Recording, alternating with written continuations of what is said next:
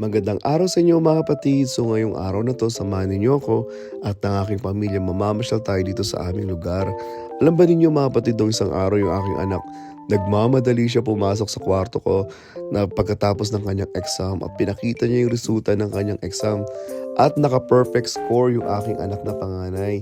Talagang tuwang-tuwa siya at pinagmamalaki niya sa akin yung kanyang ginawa.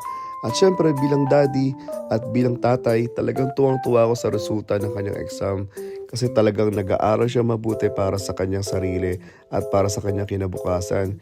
At ang sabi ko sa kanya, huwag kang mag-alala anak, mambukas na bukas ay mamamasyal tayo. So ayun, kinabukasan, talagang tumawag ako sa agency namin. Sabi ko, hindi ako makakapasok kasi kailangan ko mag-spend ng time sa aking pamilya. Kahit na mataas yung rate nila, binabayaran nila ako ng 40 pounds per hour. Pero syempre, nakakapanghinayang yung sahod na yun. Pero mas importante yung time na igugugol ko sa aking mga